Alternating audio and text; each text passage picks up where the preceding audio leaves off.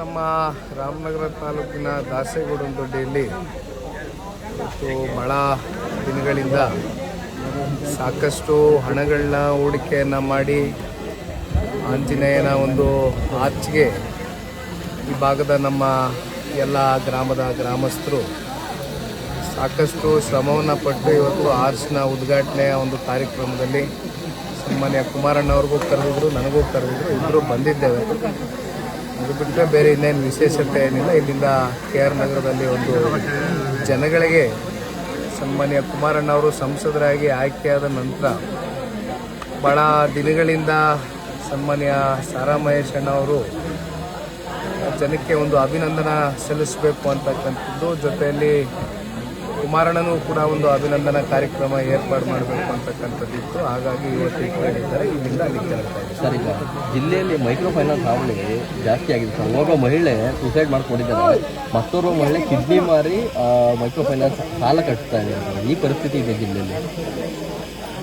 ಇವತ್ತು ತಾವೇ ನೋಡ್ತಾ ಇದ್ದೀರಾ, ಜಿಲ್ಲೆ ಅಷ್ಟೇ ಅಲ್ಲ ಇಡೀ ರಾಜ್ಯದ ಪರಿಸ್ಥಿತಿಗಳು ಏನಾಗಿದೆ, ಆರ್ಥಿಕ ಸ್ಥಿತಿಗತಿಗಳು ಇವತ್ತು ಜನಸಾಮಾನ್ಯರದು, ಅದರಲ್ಲೂ ಇವತ್ತು BPL ಕಾರ್ಡ್ ಹೋಲ್ಡರ್ಸ್ ಏನಿದ್ದಾರೆ, ಆರ್ಥಿಕ ಪರಿಸ್ಥಿತಿಗಳಲ್ಲಿ ಏನು ಸಾಕಷ್ಟು ಸಮುದಾಯಗಳು ಹಿಂದುಳಿದಿದೆ, ಅವರ ಪರಿಸ್ಥಿತಿಗಳು ಇವತ್ತು ಏನಾಗಿದೆ, ಜೊತೆಯಲ್ಲಿ ಆರೋಗ್ಯದ ಏರುಪೇರುಗಳಾದಂಥ ಸಂದರ್ಭದಲ್ಲಿ ಇವತ್ತು ಜನಗಳು ಎದುರಿಸ್ತಾ ಇರತಕ್ಕಂಥ ಇವೆಲ್ಲವನ್ನು ನೋಡಿದಾಗ ಸಾಕಷ್ಟು ಸವಾಲುಗಳು ಇವತ್ತು ಸರ್ಕಾರದ ಮುಂದೆ ಇದ್ದರೂ ಕೂಡ ಸರ್ಕಾರ ಯಾವುದೇ ರೀತಿ ಜನಸಾಮಾನ್ಯರಿಗೆ ಸ್ಪಂದಿಸ್ತಾ ಇಲ್ಲ ಅಂತಕ್ಕಂಥದ್ದು ಬಹಳ ಸ್ಪಷ್ಟ. ಕರೆಂಟ್ ಸರಿಯಾಗಿ ಕೊಡ್ತಾ ಇಲ್ಲ ನಿಮ್ಸಕ್ಕೂ.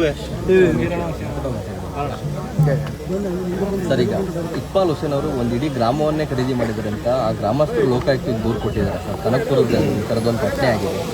ನಿನ್ನೆ ದಿನ ಪತ್ರಿಕೆಗಳಲ್ಲಿ ನಾವು ಎಲ್ಲ ಓದಿದ್ದೇವೆ, ಸಾಕಷ್ಟು ಇವತ್ತು ಈ ಭಾಗದ ಶಾಸಕರ ಮೇಲೆ ಹತ್ತತ್ರ 67 ಎಕರೆಯಷ್ಟು ಜಮೀನು ಇವತ್ತೇನು ಹಲವಾರು ವರ್ಷಗಳಿಂದ ಉಳುವವನೇ ಇವತ್ತು ಜಮೀನಿನ ಒಂದು ಒಡೆಯ ಅಂತಕ್ಕಂಥದ್ದನ್ನು ಇವತ್ತು ನಂಬ್ಕೊಂಡು ಸಾಕಷ್ಟು ಇವತ್ತು ತೆಂಗನ್ನು ಹಾಕಿರ್ತಕ್ಕಂಥದ್ದು ಇರ್ಬೋದು. ಈ ರೀತಿ ಸಾಕಷ್ಟು ಕೃಷಿ ಚಟುವಟಿಕೆಗಳು ಮಾಡಿ ಪ್ರತಿನಿತ್ಯ ಅವರ ಜೀವನವನ್ನು ಬದುಕನ್ನು ಕಟ್ಕೊಳ್ತಕ್ಕಂಥದ್ದು, ಜೀವನವನ್ನು ಸಾಗಿಸ್ತಕ್ಕಂಥ ರೈತರಿಗೆ ಇವತ್ತು ಈ ಭಾಗದ ಶಾಸಕರು ಹತ್ತತ್ರ 67 ಎಕರೆಯಷ್ಟು ಜಮೀನು ಇವತ್ತು ಅವರಿಂದ ಯಾವ ರೀತಿ ಲಪ್ಟಾಯಿಸಬೇಕು ಅಂತಕ್ಕಂಥದ್ದು ಭಾಳ ಒಳಗಡೆನೆ ಒಳಸಂಚು ನಡೆಸಿ ಇವತ್ತು ಅದೆಲ್ಲ ಬಹಿರಂಗವಾಗಿ ಇವತ್ತೇನು ಪತ್ರಿಕೆಗಳಲ್ಲೂ ನಿನ್ನೆ ದಿನ ನಾವೆಲ್ಲರೂ ಓದಿದ್ದೇವೆ.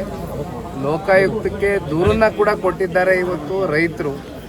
ಹಾಗಾಗಿ ಇವತ್ತು ಈ ಭಾಗದ ರೈತರ ಹೆಸರಿನಲ್ಲಿ ಪ್ರಮಾಣ ವಚನವನ್ನು ಸ್ವೀಕಾರ ಮಾಡಿದ್ದಾರೆ.